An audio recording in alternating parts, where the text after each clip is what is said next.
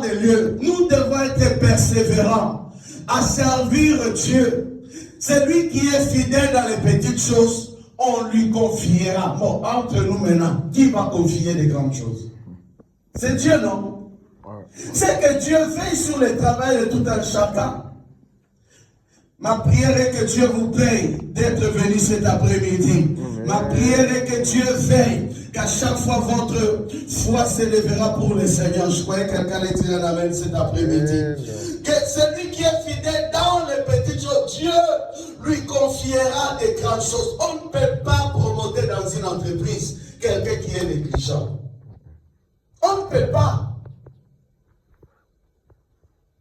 On ne peut pas élever quelqu'un. Aujourd'hui, vous allez voir que l'église de corps de Christ va mal. Parce que soi-disant, ceux qui gèrent l'église, ceux qui travaillent, mais c'est des gens qui sont déjà licenciés par Dieu. Que chacun veille cet après-midi sur son alliance avec le Seigneur. Comment marches-tu? Comment marches-tu avec Dieu? Parce que l'affaire pour entrer dans le royaume des cieux dépendra de ton contrat que tu as signé avec Jésus sur la terre. Regardez un homme qui a marché avec Dieu toute sa vie. C'est Paul. Paul, avant de mourir, il a commencé à évoquer. Il dit, je m'empresse d'y aller parce qu'il y a une couronne de justice, mais déjà, laissez-moi, m'a déjà été donnée. Mais quand quelqu'un évoque la couronne de la justice, c'est que le jugement pour lui a déjà été validé. Il a déjà été acquitté au jugement dernier. Amen. Quelqu'un cherche à t'acquitter du jugement dernier. Mais pour chercher, mais servons le Seigneur. J'aimerais encore le crier cet après-midi. Frères, sœurs, servons Dieu. Servons le Seigneur. Dieu est réellement fidèle.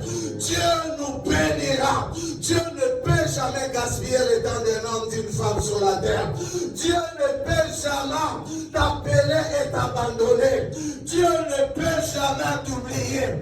Dieu ne peut jamais oublier le sacrifice de la croix pour ta vie. Amen. Dieu ne peut jamais oublier qu'il t'a créé à son image. Dieu ne peut jamais oublier que tu as été fait pour le servir. Amen. Dieu ne peut jamais oublier le travail que tu fais pour lui. Amen. Dieu te payera. Ah oui, Dieu te payera. Dieu te payera. Les gens aiment dire, comment on appelle des tac au tac. C'est comme le travail. Tu vas, tu payes. Tu travailles le matin, dès que tu finis aux États-Unis, directement on te paye. C'est ce que les gens, les chrétiens, veulent aujourd'hui. Que tu me payes, pasteur. Des fois, dans les entretiens, quelqu'un vient. Pasteur, je travaille dur pour Dieu, mais Dieu ne me paye. Le souffle que tu as là, dis-moi un peu, il coûte combien?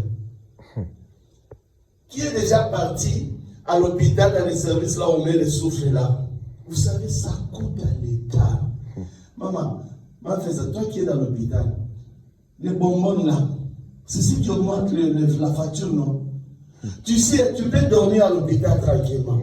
Mais quand on met encore l'oxygène, la sécurité, c'est compliqué, la sécurité sociale.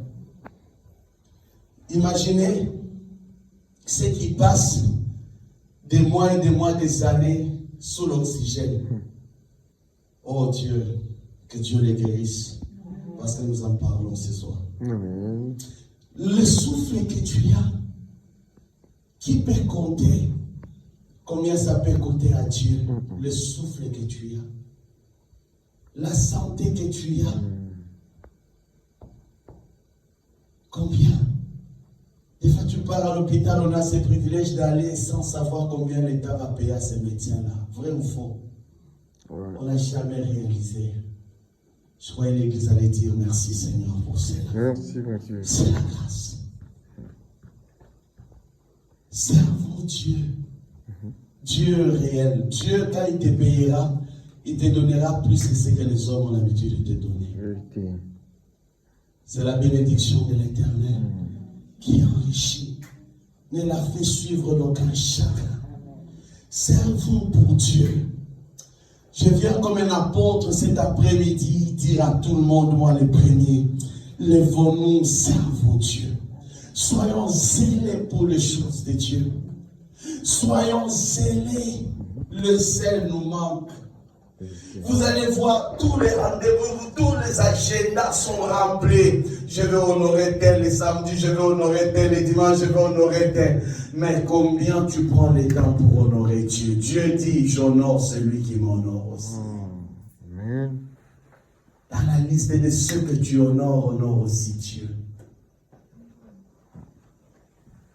Et je peux évoquer, ne servons pas Dieu pour un intérêt. Que Dieu nous paye ou ne paye pas. J'ai toujours servi Dieu ici. Est-ce que l'église me paye? Vous pouvez répondre, non? Est-ce que je suis payé? Non. Tout le monde est calme, non? Ah non. Mais je sais que le temps viendra, Dieu nous bénira. Amen. Et je serai payé pour le service. Encore à Dieu. Et si je serai payé, vous serez payé aussi. Amen. Regardons. Tous ceux qui croyaient étaient dans le même lieu. Il faut avoir un même lieu. Et ils avaient tous en commun. Ils avaient tout en commun. J'évolue. Ils vendaient leurs propriétés et leurs biens et ils en partageaient les produits entre tous. Seigneur, donne-nous ces cœurs-là. Que quand Dieu te bénit avec un sac de riz, amène à l'église. Que les autres soient bénéficiés. Si je pose la question, vous allez voir tout le monde ici, l'autre va manger. Fiez-moi. Elle va manger quoi? Vous allez voir, nous mangeons différemment. Ah, c'est ça.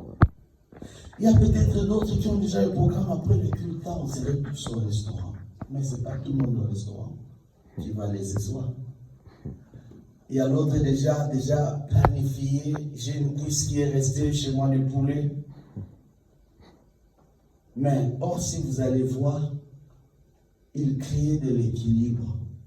Que ceux qui n'avaient pas, les plus aisés et les moins aisés. Que Dieu nous donne l'esprit sociable dans cette église. Amen. C'est ce que c'était penser sur l'autre. Peut-être que je continuerai le message que j'ai commencé le dimanche passé, mais une pensée. Vous allez voir David, lorsque Dieu l'a béni, il a commencé à chercher le reste de la famille de son ennemi farouche, Saül. Est-ce que tu peux aller prendre berger l'enfant de ton ennemi? Voilà, tout le monde est impeccable. C'est lui qui a cherché ta mort. Est-ce que quand Dieu te bénira? Souvent, ce n'est pas dans le programme. Moi, je vous dis la vérité, moi, le premier. Ce n'est pas dans le programme. C'est lui qui a cherché ta mort. Et quand Dieu te bénit, tu dis, j'ai une portion de terre pour le reste de mes ennemis.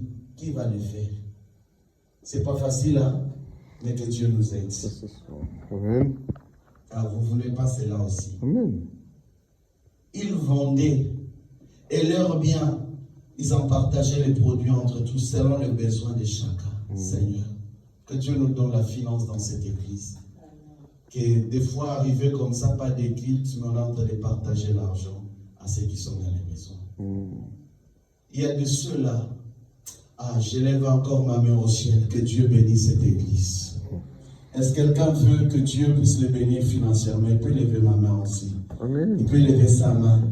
Je suis en train de déclarer qu'à cet instant, comme le Seigneur m'a parlé, ça fait quelque temps, il m'a parlé qu'il va bénir cette église d'une finance particulière.